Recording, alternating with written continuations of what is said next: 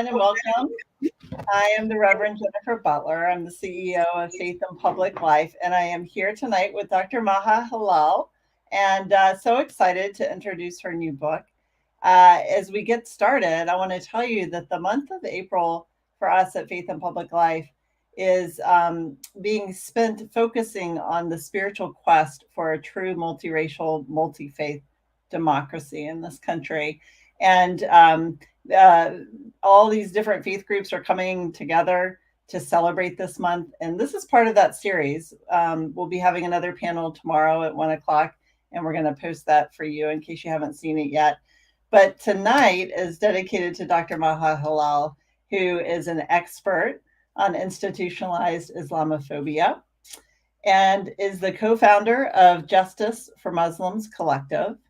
She has a PhD in justice law from American University and is the recipient of the Reebok Human Rights Fellowship, which is so impressive. And you'll find her published widely. You'll run across her articles out there. So be on the lookout if you haven't seen her already. I know a number of you know her already. And this is her new book, Innocent Until Proven Muslim, Islamophobia, the War on Terror, and the Muslim Experience since 9/11. So welcome so much. We're so glad to have you. And thank you so much for being with us, Dr. Hilal. Thank you so much, Reverend Butler. I'm really excited to be here and really excited to have a conversation with other faith groups at this time. Yeah, and it's so lovely to be with you during this holy season for you, and we're grateful for you to taking the time to do that, even as you're in the middle of the spiritual practice of fasting.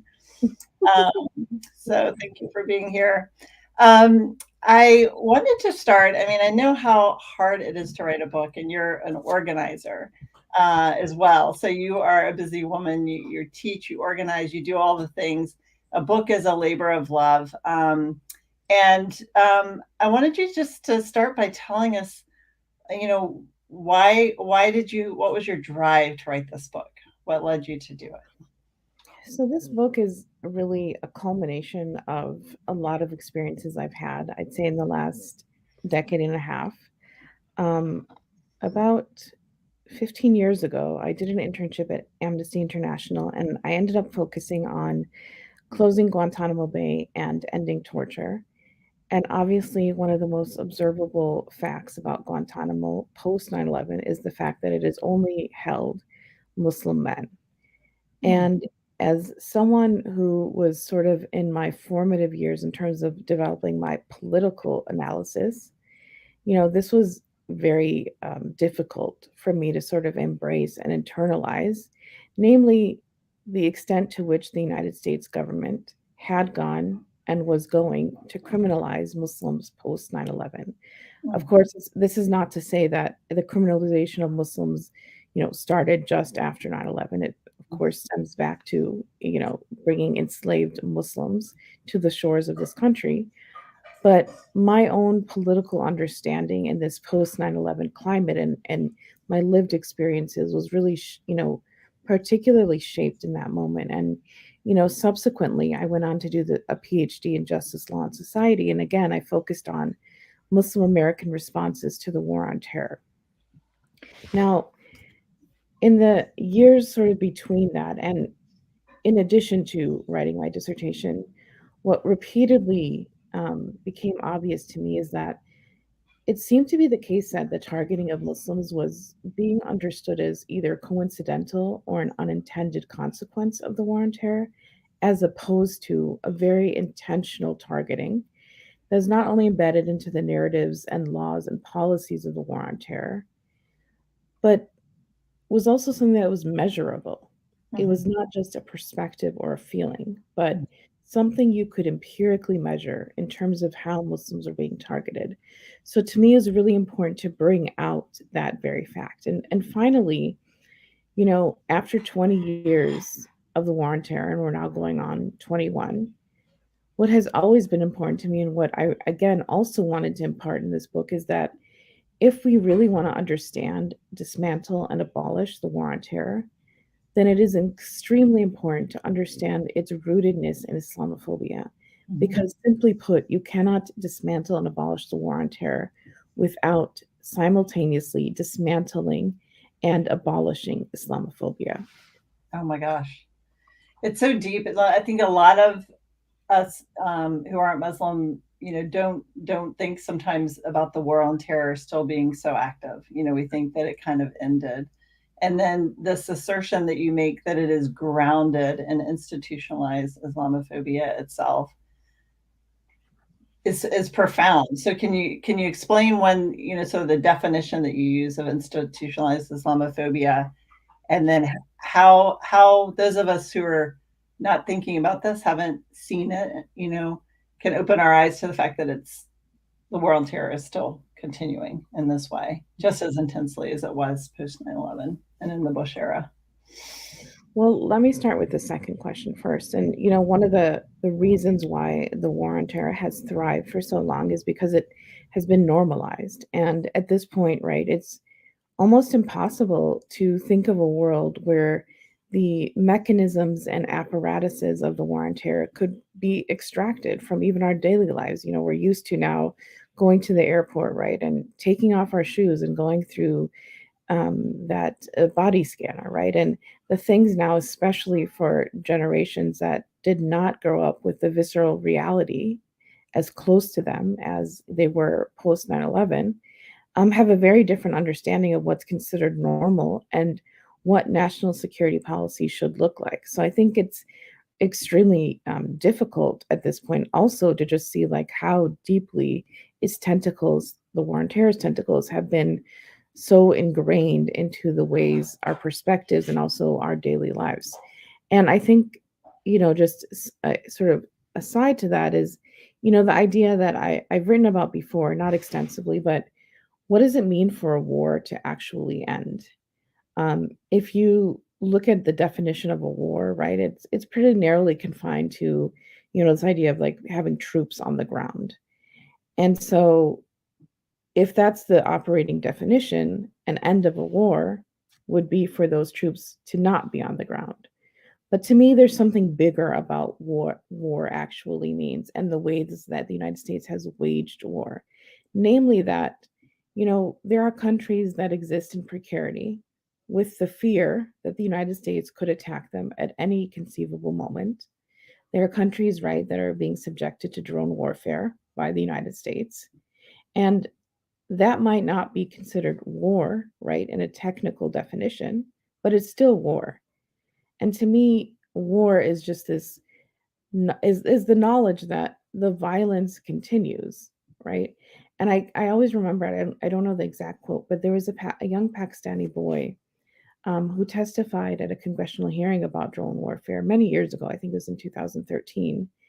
And he said something along the lines of, when he looks at the sky, he's happier.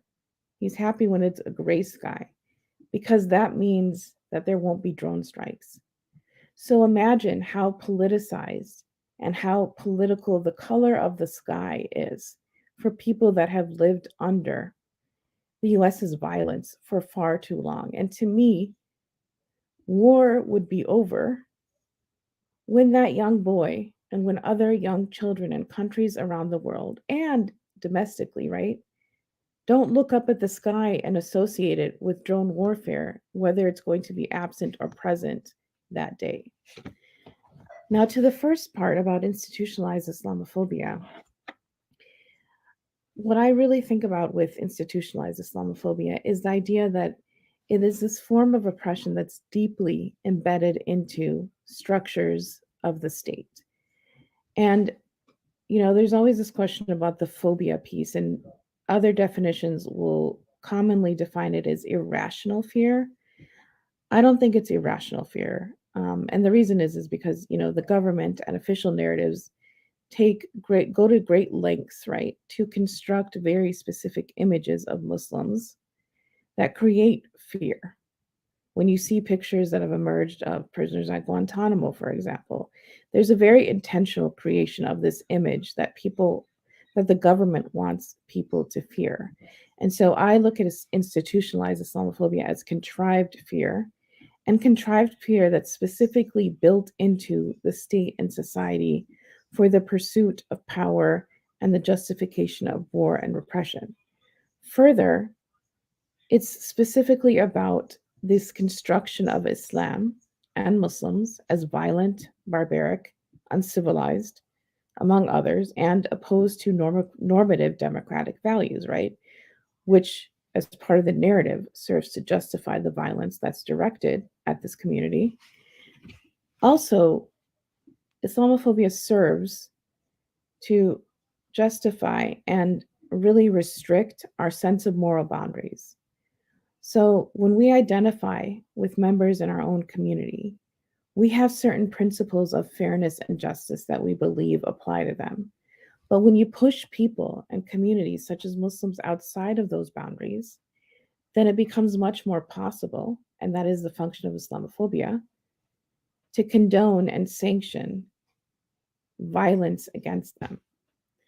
And then finally, one of the very interesting and complicating parts about Islamophobia is that Muslims are a very diverse community, right? And so there are different systems of oppression that are at play depending on your identity. So I'm Arab, for example, right? So there is Islamophobia intersecting with anti-Arab racism. In that case, there's a lot of conflation, but when it comes to Black Muslims, for example, this country is built on anti-Blackness. And then Islamophobia is intersecting with that in the case of Black Muslims. So it's really a very complicated phenomenon to describe and to explain. But nevertheless, right, I understand it fundamentally as rooted in this anti-religious animus.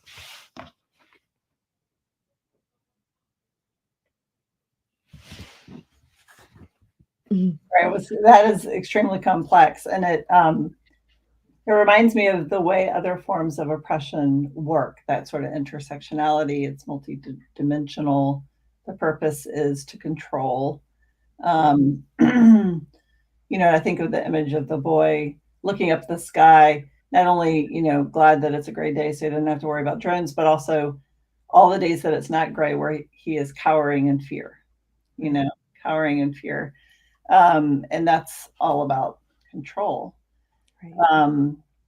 And you tie narrative a lot to this, and I think sometimes we all kind of throw around the word narrative, but I wonder if you could kind of start by talking about how narratives in general work, or maybe it's easier to go to sort of like how it works in this instance. But what do we mean first off when we talk about narrative? Because it's so important. It's like a foundational concept in your book, the way narratives are controlling, leading to this kind of control of Muslims in this constant state of war, really. There are no troops on the ground. Right. Yeah, and I appreciate that question because, when I was thinking about how to approach writing this book, I, of course, wanted to include narrative because of how crucial I think narrative has been and is to the perpetuation of the war on terror, and in fact, right, at developing the infrastructure in the first place. So to me, narrative is, at its most basic, right, is the stories we tell about how events are connected. Mm-hmm. And the ways we describe or narrate, right, ideas that we have about different groups of people. And when we talk about this, the idea of narrative in terms of the war on terror, in the very beginning, right, there was a very intentional effort to construct the war on terror in a very specific way. First, with what did the 9/11 attacks mean? What was the motivation for the attacks, right? And in the Bush administration, right, the explanation that was given often was that these terrorists attacked us because they're jealous of our democracy and freedom, right? That was the story that was being told, right? And the reason why that's so important is because if that is the explanation, or as far as, the story they wanted to tell, right? Then we don't have to take responsibility for anything that happened before or that precedes it in terms of generating violence and conflict. So it's also about, narrative is about the stories we tell, and when weaponized, the stories we tell in order to justify certain policy interventions. And that has been at the root of the war on terror. In addition, right, the narrative is about how do we, in the aftermath of the 9/11 attacks, right, in the days after, right, the Bush administration was tasked with explaining, what are we going to do in response, right? How are we going to react to this? And one of the things I always distinctly remember from Bush's speech on September 20th of 2001, he said, whether we bring justice to our enemies or our enemies to justice, justice will be done. And essentially what that meant is no matter what the United States does in the course of the war on terror, we should conceive of that as justice. Mm-hmm. And so, again, there's this very important narrative, the idea that we're telling this particular story, we're defining justice preemptively, right? Not in specific terms, but to give the United States a blanket to do whatever it wants to do. And I think that that has been one of the sort of most powerful things about narrative. And the last thing I'll say is, I remember in that same speech, Bush said, Americans are asking, why do they hate us? The question is, were Americans actually asking that? I mean, obviously, any American was probably asking, why did this happen? But was that actually the particular way they perceived of what had happened to the United States? And subsequently, what is the role of asking that question in that particular way? And again, that is to justify certain policy interventions that, as I describe in the book, are more about the use of brute force, because it's not about reasoning with these people that simply cannot be reasoned with. I remember that so well, that framing, that question, why do they hate us? And I remember, working with a peacemaking program in my denomination, struggling, like to break that frame, because it was so powerful. And we weren't as sophisticated then, I don't think, about messaging, and sometimes we would repeat the frame, like instead of trying to break it up. That just brought back a load of memories. But you also really make a compelling case that narrative damage and shaping for the purpose of control really continued through the Obama administration and on into the present. Can you, help the listeners by giving some examples of that, sort of how it continues today? Because again, we tend to think of it as a thing in the past, and that's the origin of it when Bush was president at that time. And of course, it goes back in American history, as you pointed out, way far back. Then bring us more up to the present, if you would. Yeah. So, let me talk a little bit about the trajectory. And so, when we look at the war on terror, obviously, people associate it very closely with the Bush administration. And of course, for good reason. He was the president when the 9/11 attacks happened, and his administration developed the infrastructure of the war on terror. But what he did was to develop the infrastructure and set the stage, right? Others that came after him, Obama, Trump, and now Biden, are still operating from that same stage, right? And, it goes without saying that state violence is a bipartisan effort. So there's that. But also, fundamentally, they have all been committed to the violence in the name of the war on terror. So even though, for example, Obama downplayed the use of the phrase war on terror, we know that he exponentially increased the use of drones, for example, right? So there's the narrative part in terms of what's explicitly being said, and then there's the disguise of narrative, right? Or the use of different terms to disguise the violence that's being had. And again, the role of narrative in this war on terror is to justify violence. And, throughout the war on terror, right, no matter what happens, the United States government, whoever is responding to whatever act of violence, always resorts to the same argument. So when it was Abu Ghraib, right, this is just a few bad apples. When there was, there was numerous attacks under the Obama administration and similarly under the Trump administration, right? And whenever those things happened, the default argument is that this is not who we are. This is not who the United States is, right? America is essentially this innocent country, and we're always perplexed at, how this could happen to us, or, when we commit acts of violence, right? It's not indicative of our nature, it's not systemic, and we need not take responsibility. So even though we see different narratives, technically being expressed, they're all kind of rooted in the same fundamental premise about who the United States is, right? A benevolent, innocent country. And that, for example, we don't need to take account for our violence. And we are just, this country is special. And when this country is special, the sort of the overarching theme there is that we need not take accountability. And finally, I think I would say is, you know, the whole war on terror, in order to perpetuate it, is built on the erasure of Muslims and victimizing Muslims, but also the idea that Muslims and the Muslim world are dangerous. That is what has allowed the war on terror to thrive. So different administrations have approached our understanding of that differently, right? But fundamentally, their narrative has always been rooted in it. Obama would often give sort of these ultimatums like, good Muslims will help us fight the war on terror, with the assumption that bad Muslims won't, right? Simply because they're against the United States as opposed to the tactics of the United States. So I think, just to end, is I think the ideas of Muslim demonization and criminalization, and the ways that we express the United States' benevolence, and also the United States' necessity to fight the war in a certain way, has been consistent right across administrations. This is an important concept, this idea that Americans are somehow special, right? And that we have this innocence. Why do they hate us? And it takes me to American exceptionalism, which, as a Christian who's studied, history of Christianity in depth, we have a long history, sort of Christian nationalism, particularly white Christian nationalism.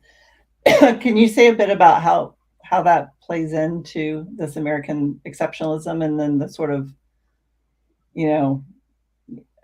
ancient, really, tropes, racist tropes around Christians and Muslims?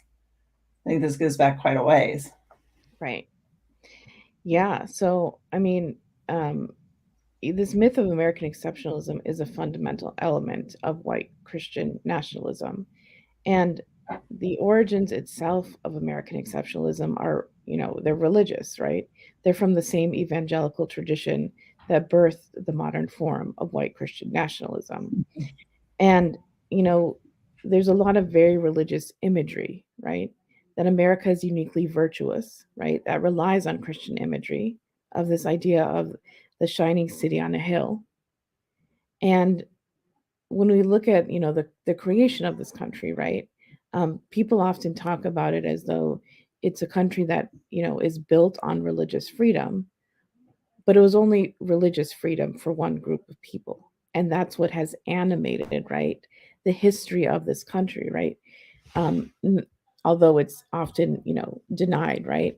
But aside from this, like these foundations, there's also, very specific narratives that were used, I think, in a very pronounced way, especially under the Bush administration, of this like good and evil, and they had very religious overtones. And Bush, in fact, referred to the war on terror at one point as a crusade. And so there's all this Christian imagery laced into it. And so I think, obviously, when we talk about, this white Christian nationalism and extremism that we're seeing, I think it's very much built on and, is perpetuated by the Islamophobia that has been consistently uplifted and exerted in American policy vis-a-vis the war on terror. And aside from that, even if Muslims weren't their particular enemy, right? This country, again, is built on white Christianity. And so, the idea that white Christians are superior is consistently a theme, whether it's deployed against Muslims, right? Or whether it's deployed against other religious groups and other racial groups, right? It's consistently been the theme of this country. And I think, one of the things I often think about is that, people don't often understand this very religious dimension in terms of, how Christianity is deployed specifically, but it is very much about like Christian hegemony, because when you look at the countries that are being targeted abroad, right, most of them are Muslim majority countries and laced with this religious overtone, right, of Christianity. It has a much different flavor, and also kind of reins in on and entrenches the idea that, American exceptionalism is intertwined with Christianity, right? We are exceptional because we are a Christian country. And I mean, I think that thread of, or that part of the equation of the war on terror often does get sort of minimized and erased. And so I think I'm glad you asked me about this, because this is a really important question. And I think as this country continues to evolve, and especially this white Christian nationalism that has seemingly surfaced in very acute ways, although you know we can argue about it and think about the ways that it's shown up in the past. But just thinking about, what are the narratives from the inception of this country that have emboldened it.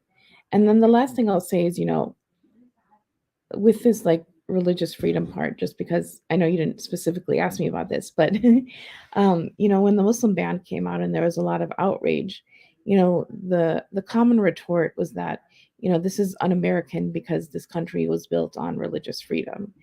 And, you know, coupled with your earlier questions about narrative, I think it's not only the narratives that are, overtly and explicitly Islamophobic that are problematic, but it's also the narratives that many seemingly think will actually help solve the problem, but actually perpetuate many of the ahistorical myths about this country. This country was not built on religious freedom for any groups other than Christians. And so when we tell those stories, right, we may not think that it's allowing and encouraging violence, but we can't get any closer to justice without the truth. And so it's important to think about those narratives as well. Oh my God. All right. So I have two thoughts going here. One, this whole idea of like innocence and exceptionalism and needing to protect our innocence, of course, factors really heavily into these anti-critical race theory laws that are being passed, right? Like, oh no, my baby can't know our history, right? Which I guess we shouldn't laugh about, but it's so ridiculous, right? We gotta have some humor, right? And I'm like, no, my baby better know that history, right? But that whole idea of innocence, that we need to protect ourselves, we need to obfuscate the actual narrative that's being spun here.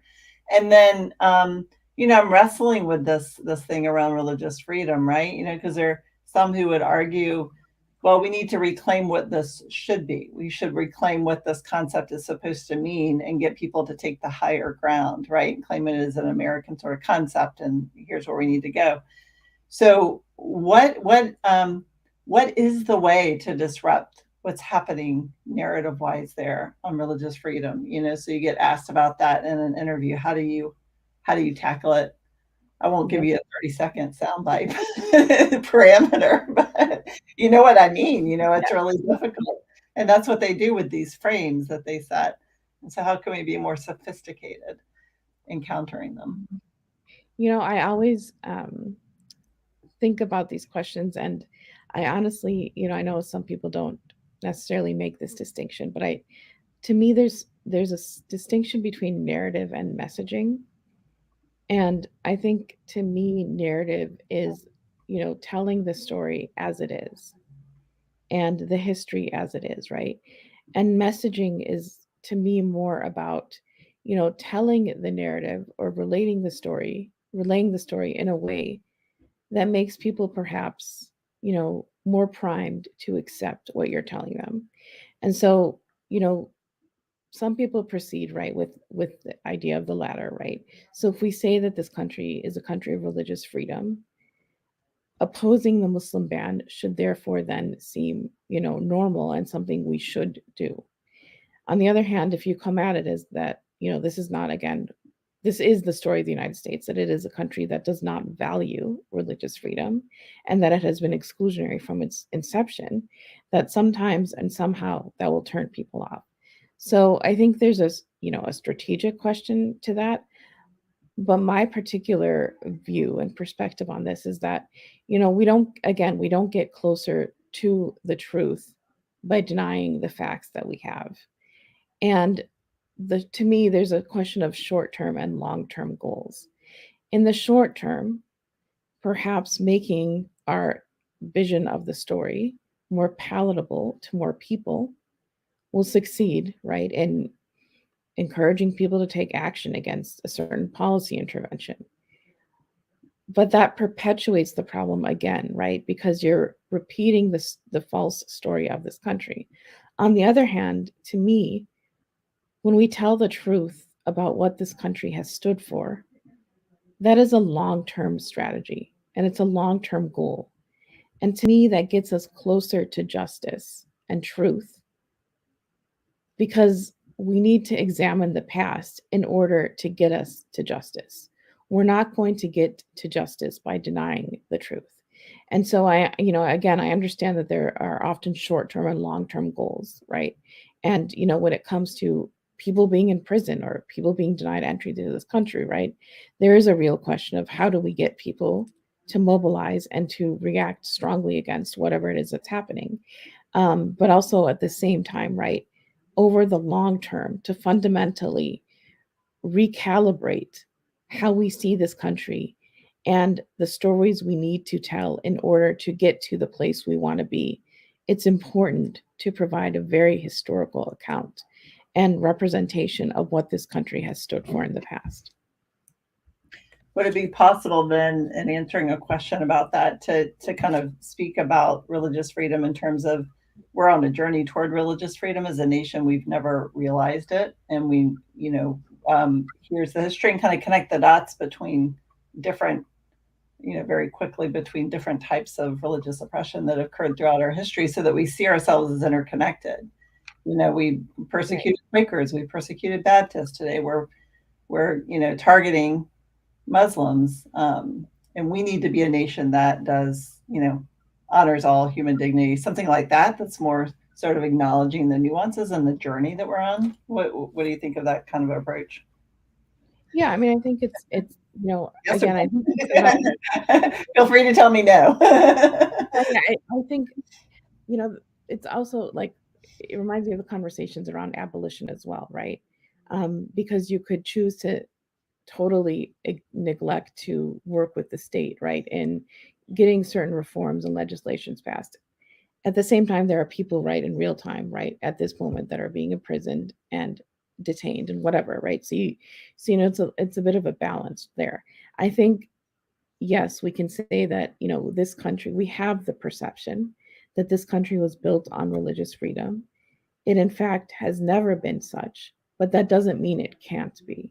And I think there is ways to use those kind of narratives. And I think it's also about like working with different groups of people that are utilizing different narratives, not narratives that contradict each other, but I'm more comfortable telling the story of this country how I see it, right? And to me, my role is to really talk about, in this particular context, the war on terror and how I saw it unfold, how I, invested time and energy into researching and writing it about what the war on terror has involved. And then there are other pieces, right, for other people to come in and tell and reframe, right? Reframe these discussions. So, okay, we're not a country that was in fact built on religious freedoms for all different types of religions. But like you said, like it is something we could potentially be in the future. So I think it's not necessarily that I don't agree with the strategy. It's more about, where do people feel comfortable, um, you know, I think sort of like advocating for different strategies, and then how do we work together so that these different narrative strategies that we're deploying are not contradicting each other. It's really helpful. So coordinating and partnering, to especially, for me in particular, as a Christian, like partnering with the Muslim community to know how best to advance the narratives, and how best to dismantle them together is one strategy.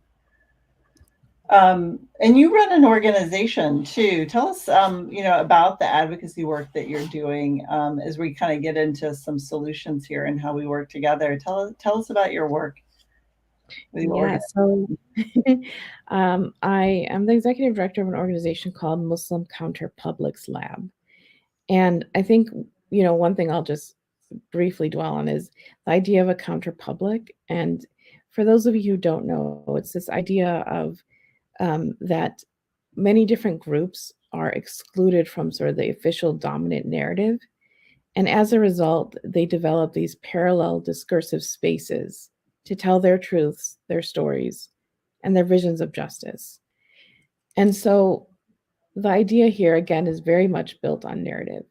And so one of the things that we do and have done as an extension of our previous work at Justice for Muslims Collective um, is to really look at different stories and look at the ways that the war on terror continues to be represented, right? What are the stories that the US government is telling about what the role of the war on terror is, why we need the war on terror, who Muslims are, and to really push back and challenge them. And I think it bears sort of emphasizing that a lot of Muslim groups feel compelled, for example, when the dominant narrative says Muslims are terrorists, for the response to be, no, we're not. Look at how great we are. We pay our taxes, et cetera, right? But to respond in that way is to accept the terms of the dominant narrative. And you're accepting them by legitimizing the need to respond in a particular way. And so, what the work of Muslim Counterpublics Lab is built on, right, is telling the stories in their authenticity and telling the stories outside of this, omnipresent gaze of the dominant narrative, which tells us what our stories should look like and what we need to respond to. I don't think I've been asked many questions of my experience as a Muslim outside of this sort of 9/11 gaze and that sort of framing. So what would it be if someone asked me, how was your experience in college versus how was your experience in college post 9/11, right? And it's getting rid of the idea that we always have to exist in this post 9/11 national security paradigm. And a lot of my work has in fact focused on that. So it's also very tricky, right? Because in order to dismantle it, you have to engage it to some extent. But realizing that there is a different way of being in the world, right? And understanding our existence in the world. And so the narrative part is one of the most crucial aspects of the work, but also infusing that into political education, not just about what Muslims are experiencing from external society, but also how Muslims are internalizing Islamophobia themselves. And that is very important, right? Because when any group internalizes oppression towards themselves, they risk becoming and often become, right, agents of the very systems that are oppressing them. And then finally, one of the things we organize as well. And we also provide specifically support to victims of state violence. And in the last 20 years, of course, there are numerous hundreds of thousands of survivors of state violence in the course of the war on terror who have been all but neglected and abandoned by the United States government. And so, how do we begin to redress and address those injustices? Oh my gosh. That is such deep, deep work and so beautiful that, they're not being forgotten. And it reminds me of the final chapter, I think it is, of your book, which is so disturbing and so compelling, where you, write about the experiences of Muslim people who've experienced this kind of abuse and, torture and,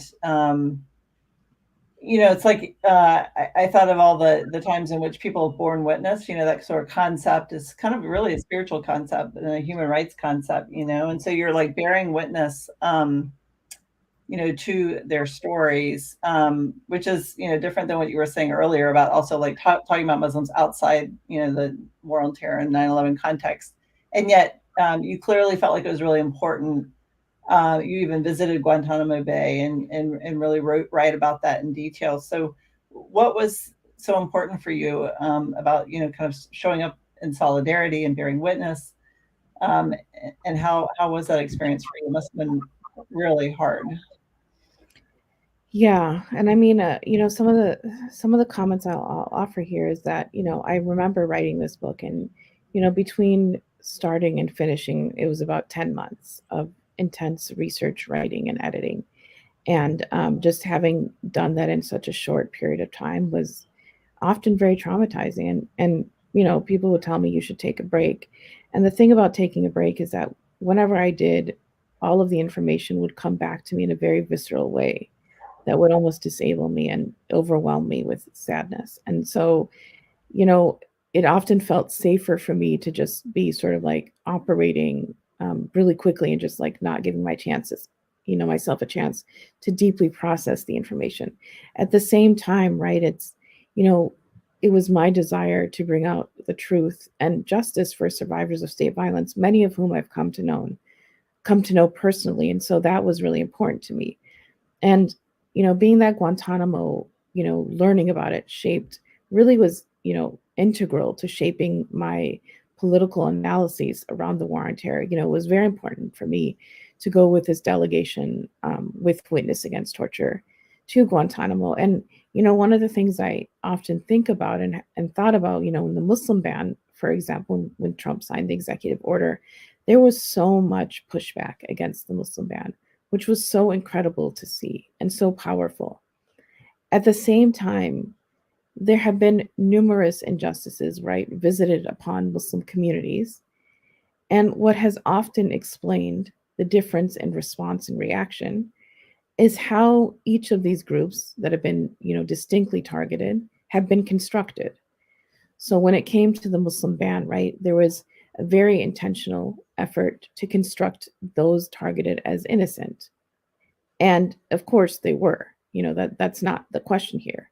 When you think about Guantanamo, the men there have been so criminalized and demonized that considering them as innocent is almost impossible.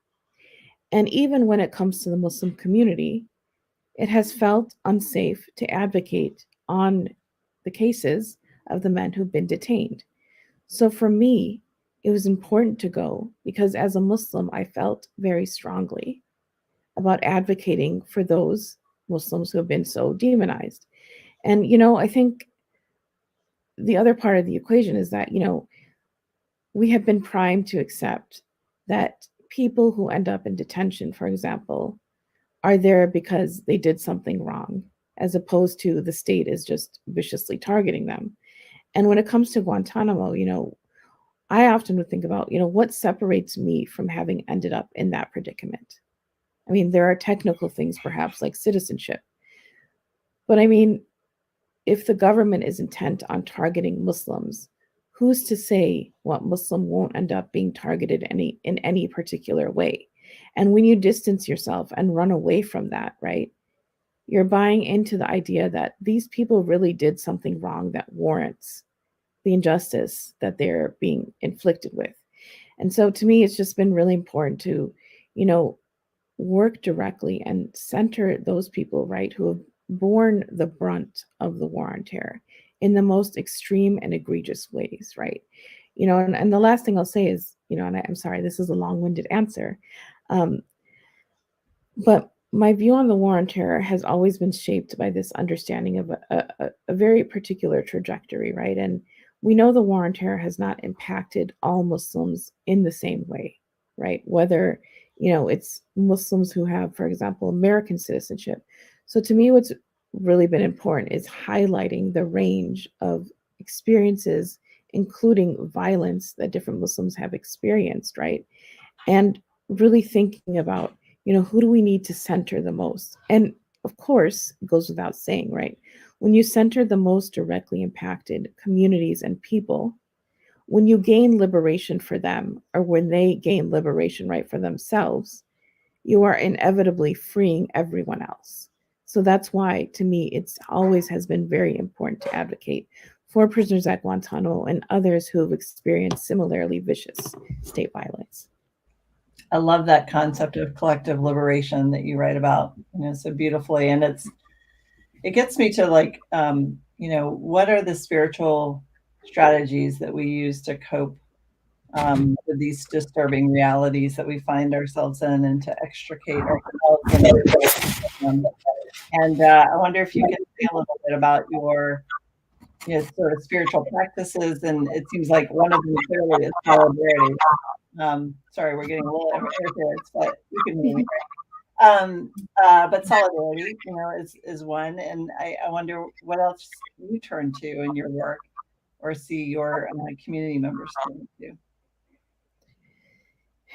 I've worked with several former prisoners from Guantanamo, and the men that I've come to know have just amazed me in terms of just their I don't usually like the word resilience very much, but just in terms of their resilience, their ability to practice forgiveness, their empathy for other people's suffering. And to me, they are the embodiment of Islam and Muslims. And, not because we are necessarily called upon to, outright forgive people who have harmed us in such egregious ways, but that they are living such beautiful lives, that are dedicated to justice, and not just justice for themselves, right? Justice for all people that have harmed. So, to me, seeing those people, seeing these men, conduct their lives in the ways that they have, and being really committed to Islam nevertheless, and also when they were in prison, right? A lot of men will talk about how prison, in fact, was the thing they held on to when they were experiencing this violence. So really thinking about and honoring, how powerful religion can be. And, one of the things for me as a Muslim is, I wouldn't say I'm especially dogmatic about, practicing different aspects of my faith as a Muslim. But what has always, kept me connected is, what I perceive as a very deep sense of justice, right? And this idea that you should always be striving towards justice. And, I think there's a verse in the Quran that says, like, you should basically speak out against injustice, even if it's against your own parents. So there are no limits, right? And you should always be in the position, and you should always feel the impetus to correct injustice whenever you see it happening. And to me, that has been very central in the ways that I experience and understand Islam. And unfortunately, right, that has been completely manipulated by the dominant narrative, right, that always suggests that Muslims' sense of injustice is not driven by, right, or and their desire to rectify injustice is not driven by, deeply held spiritual and beautiful beliefs, but instead, right, a desire to inflict harm onto others. And so really holding on to that, and really knowing and being grounded in the fact that Islam is, to me at least, a religion that encourages and inspires me towards justice. The denigration and abuse of religion is one of the gravest, like, wounds and weapons, it feels like to me. Yeah. So I have to ask, and if our listeners have, any questions, feel free to put that in the comment, and I'll watch for those. But what gives you hope in this moment? We're facing a lot this year, and we're celebrating it, like I said, multi-faith, multiracial democracy, and our quest for that. It's a spiritual quest. It's not just a political or national quest. It's a truly spiritual quest grounded in all of our faith traditions, which call us to work toward justice, call us to work for human dignity, as you've been talking about. And, we know we face, very intense election season coming up, and there, Trumpism remains, and middle of a pandemic and not leaning in together. And we see, how that's rooted actually in the war and the violence that we perpetuate around the world, actually. And could go on and on, but Right. So, I think there's a lot of different things that need to be done. I think, there are very problematic narratives, of course, of different religious groups, of different racial and ethnic groups. And I think obviously they need to be interrupted, not just by those who are impacted by the narratives, but also those that have power and privilege to intervene and, challenge the status quo. And, one example that I just recently published an op-ed about is, when Lindsey Graham and Tom Cotton, among others, were weaponizing narratives of Islamophobia in Guantanamo in Judge Jackson's confirmation hearings, right? And that was not surprising, of course, it's very pervasive, but there's never usually an intervention to those kind of narratives that continue to be deployed. And so that's why they continue to persist.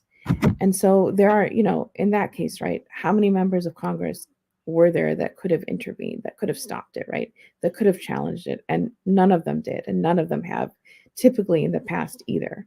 So really calling upon people to distinctly disrupt these narratives because they have actual real implications on different communities, especially in the form of violence.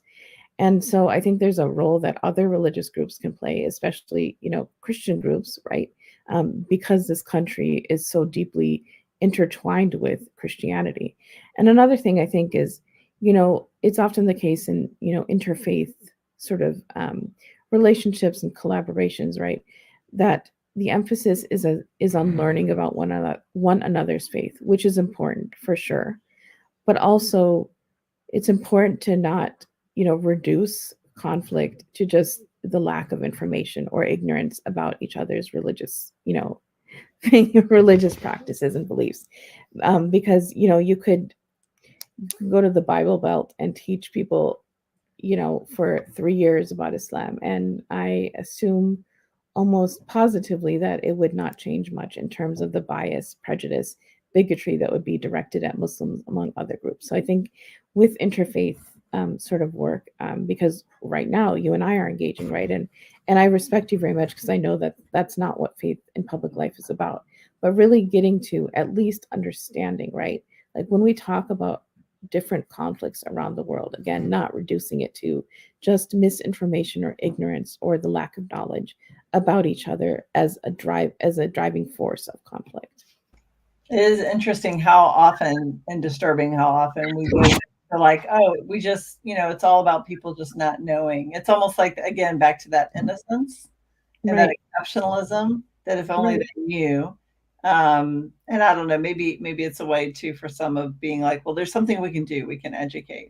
But that does deny the structural causes and the power grasping that like creates this hierarchy and differential and violence. It's all for a purpose Right. in the world. And I guess that purpose is really, would you say, exploitation, economic exploitation, dominance, control of resources in particular? Is that how you would put it? I Or think it's part of it. And I think people are honestly, Americans aren't usually the most active people in terms of, fighting against injustice.